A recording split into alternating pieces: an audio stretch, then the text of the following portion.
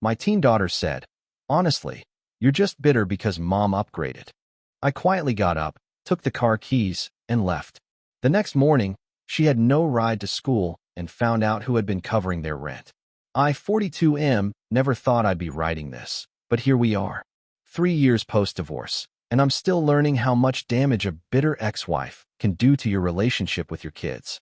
It started last Tuesday. My daughter had been staying with me for the weekend, which was already a miracle since she'd been choosing her mom's place more often lately. I was making dinner when she dropped the bomb that would change everything. She was scrolling through her phone, barely acknowledging my existence, when she started talking about her mom's new boyfriend. How he took them to some fancy restaurant last weekend. How he drives a BMW. How he's planning to take them to Europe this summer. The usual updates that made my stomach turn, but I kept quiet and stirred the pasta sauce. Then she looked up at me with this expression I'd never seen before. Cold. Almost disgusted. She told me her mom said I was holding them back financially. That if I really cared about their future, I'd stop being so stubborn about the support payments. That her mom deserved better than what she got from me. I asked what she meant by that, trying to keep my voice level. My daughter rolled her eyes and said her mom explained how I was bitter about the divorce settlement. How I was making everyone suffer because I couldn't accept that mom had moved on with someone better. The words hit like ice water. I set down the wooden spoon and looked at my daughter. Really looked at her. When had she started looking at me like I was some kind of failure? When had I become the villain in their story? I asked if that's what she thought too. If she really believed I was just some bitter ex-husband trying to make everyone miserable. That's when she said it. The words that would replay in my head for hours. Honestly, Dad, you're just bitter because mom upgraded. The silence stretched between us. I felt something break inside my chest, something that had been barely holding together for 3 years. My daughter went back to her phone like she'd just commented on the weather. I turned off the stove, walked to the counter where my keys sat next to my wallet, picked them up without saying a word. She didn't even look up when I walked to the door. Didn't ask where I was going. Just kept scrolling through whatever was more interesting than watching her father's heartbreak in real time. I drove for 2 hours that night. Just drove through neighborhoods I used to know, thinking about how I'd gotten here. How the man who worked 60-hour weeks to provide for his family had become someone his own daughter saw as a failure. The divorce had been ugly, but I thought we protected the kids from the worst of it. Apparently, I was wrong. Apparently, my ex-wife had been spending the last 3 years rewriting history, and I was the only one who didn't get the memo. When I got home around midnight, my daughter's bedroom light was off. I sat in my kitchen, looking at the half-cooked pasta on the stove, and made a decision. The next morning, she emerged from her room expecting me to drive her to school like always.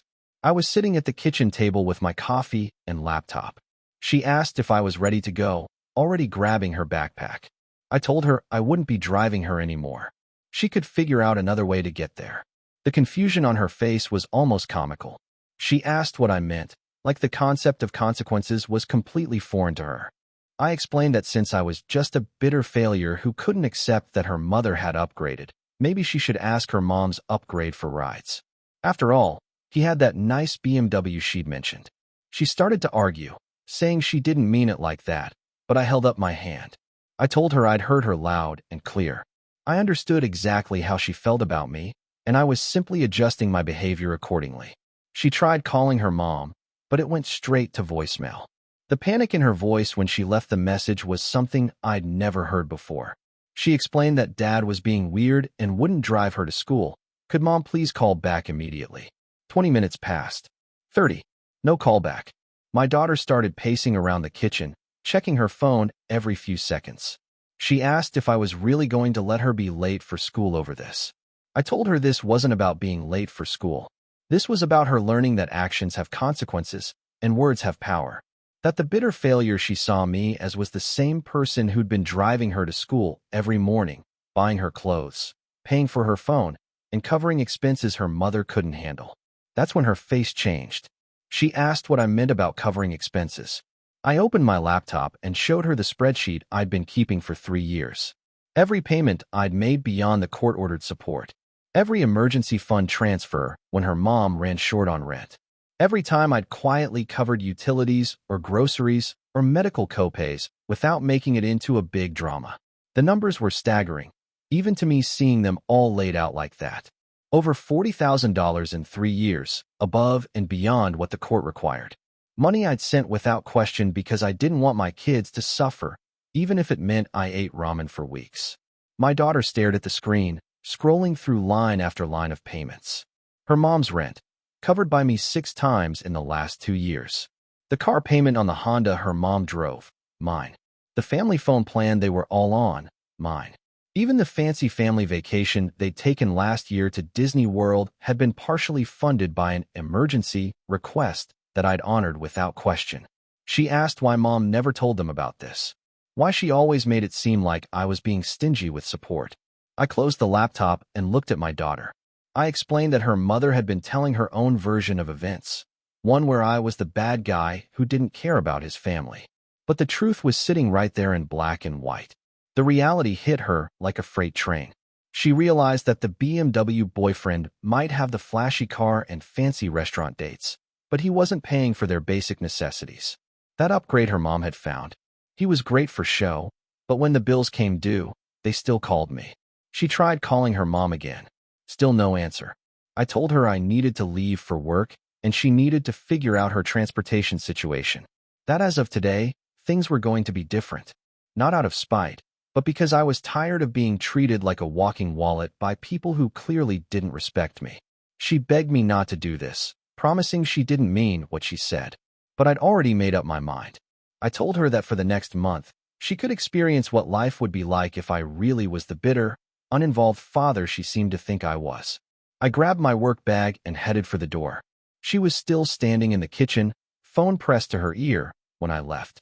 Update 1. It's been a week since the incident, and the fallout has been more dramatic than I expected. My daughter ended up missing school that first day. Her mom finally called back around noon, furious with me for leaving her stranded. My ex demanded to know what kind of father abandons his child over a few words. I asked her what kind of mother teaches her daughter to disrespect the man who's been quietly subsidizing their lifestyle for 3 years. The silence on the other end of the line told me everything I needed to know. That evening, my ex showed up at my house with my daughter in tow. She marched into my kitchen like she owned the place, demanding I stop being childish and resume my normal responsibilities. I handed her the same spreadsheet I'd shown my daughter. Told her that effective immediately, I'd only be paying the court-ordered support. Nothing extra. No emergency funds. No covering her rent shortfalls. No more family phone plan. She could upgrade her life with someone else's money. The color drained from her face as she realized what this meant. She tried to argue that the kids would suffer, that I was being petty and vindictive. I reminded her that according to her narrative, she'd upgraded to someone better. Someone who could presumably handle the financial responsibilities that came with that upgrade. I was simply giving her the space to let her new boyfriend step up.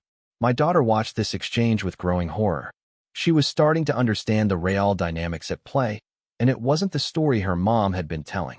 Over the next few days, the cracks in their perfect upgrade story started showing. The BMW boyfriend suddenly became less available for rides.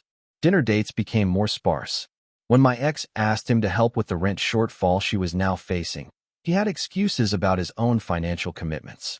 My daughter called me on Thursday, asking if we could talk. Her voice was different, smaller, more like the little girl I remembered from before the divorce poisoned everything. She came over that evening, and we sat on my back porch while she tried to find the words. She admitted that she'd been angry about the divorce for years, and it was easier to blame me because mom made it seem like everything was my fault. That she'd gotten caught up in the excitement of mom's new relationship and the lifestyle it seemed to offer. But this week had been a wake-up call. When the BMW boyfriend couldn't help with school pickup, she'd had to take the bus. When their phone service got disconnected for non-payment, she realized who'd really been keeping their lives running smoothly. She apologized, not just for what she'd said, but for how she'd been treating me for months. She said she understood now why I'd reacted the way I did, and she didn't blame me for being hurt. I told her I appreciated the apology, but that things couldn't just go back to the way they were. That respect is earned through actions, not just words, and I needed to see sustained change before I'd be willing to resume my previous level of support. She asked what that meant, practically speaking. I explained that I'd continue paying the court-ordered support, nothing more. If she wanted rides to school, she could ask me respectfully, and I'd consider it based on my schedule. But the days of me being taken for granted were over. She nodded, tears in her eyes, and said she understood. That she wanted to rebuild our relationship the right way this time. It was a start, but I wasn't ready to let my guard down yet. Update 2. 2 weeks have passed now, and the situation has evolved in ways I didn't expect. My ex-wife's financial reality check came due faster than anticipated. Without my safety net, she faced her first month of actually living within her means. The BMW boyfriend's true colors showed when she asked him to co-sign for a smaller apartment after realizing she couldn't afford their current place alone. He declined, citing his need to maintain his credit score for his own investments. Suddenly, the upgrade didn't seem so appealing. Meanwhile, my daughter has been making genuine efforts to repair our relationship. She started coming over for dinner twice a week, helping with cooking and actually engaging in conversation instead of staring at her phone. She even asked if I could teach her about budgeting and finances, saying she wanted to understand how money actually works. Last Tuesday, she brought me a letter she'd written. In it, she acknowledged how her words had hurt me and took full responsibility for believing and repeating her mother's narrative without questioning it. She also wrote about how this experience had taught her about the difference between flashy gestures and real commitment. But the real test came when her mom asked her to intercede on her behalf. My ex wanted our daughter to convince me to resume the extra payments, just until things stabilized with her new living situation. My daughter came to me with this request, but instead of pressuring me, she asked me to explain why I'd been making those payments in the first place. We had a long conversation about divorce, sacrifice, and what it means to put your children's needs first even when you're not appreciated for it. After that talk, she went back to her mom with a surprising response. She told her that she thought mom needed to figure out her own financial situation without relying on me. That it wasn't fair to expect me to subsidize a lifestyle that came with constant criticism and disrespect. My ex didn't take this well. She accused me of turning our daughter against her, of being manipulative and vindictive. She threatened to take me back to court for emotional manipulation of our child. My daughter overheard this conversation and something shifted in her permanently. She realized that her mom was more concerned with maintaining her lifestyle than with taking responsibility for her choices. The final straw came when my ex suggested that maybe my daughter should live with me full-time if she was going to side with me over everything. She said it as a threat, assuming my daughter would immediately backtrack to keep the peace. Instead, my daughter said that actually sounded like a good idea, that she'd been thinking about it anyway, and this just confirmed that it was time for a change. The shock on my ex's face was something I'll never forget. Her bluff had been called by our own daughter. Now we're working through the logistics of my daughter moving in with me as her primary residence. She'll still visit her mom, but she wants stability and consistency in her daily life, things that apparently I've been providing all along without recognition. The BMW boyfriend has been notably absent from recent family discussions. Apparently, dealing with the reality of a relationship that includes financial responsibilities and teenage drama wasn't part of his upgrade plan. Update 3. It's been a month since this all started, and I'm sitting here looking at how completely my life has changed. My daughter moved in with me 2 weeks ago. The transition has been smoother than I expected, partly because she's genuinely committed to making this work, and partly because she now understands what real partnership and responsibility look like. She's excelling in school, handling her own laundry, and even got a part-time job to pay for her own phone plan. She says she wants to understand the value of money and not take things for granted anymore. My ex has been forced to downsize her living situation significantly. The BMW boyfriend disappeared completely once it became clear that dating her came with actual financial obligations and a teenage daughter who wasn't impressed by his car. Apparently, the upgrade was more of a lateral move than anyone realized. Last week, my ex called me, and for the first time in 3 years, she sounded genuinely humble. She admitted that she'd been unfair in how she'd portrayed me to our daughter, and that she'd gotten caught up in the excitement of her new relationship without considering the consequences. She asked if there was any way we could work together better for our daughter's sake. Not asking for money, but asking for co-parenting cooperation and mutual respect. I told her I was open to rebuilding a functional co-parenting relationship, but that it would have to be based on honesty and respect moving forward. No more rewriting history. No more using our daughter as a messenger, and no more taking my contributions for granted. She agreed, and we've had 2 productive conversations since then about our daughter's future and college planning. My daughter has flourished with the stability and consistency of living here full-time.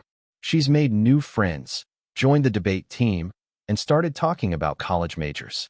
She's also been working on rebuilding her relationship with her mom, but on more honest terms. Last night, she thanked me for not giving up on her, even when she was being terrible to me. She said watching how I handled the situation taught her more about character and integrity than any lecture ever could. She also said something that hit me deeply, that she finally understood the difference between someone who talks about loving you and someone who actually loves you through their actions, even when you don't deserve it. The bitter failure her mom thought she'd upgraded from?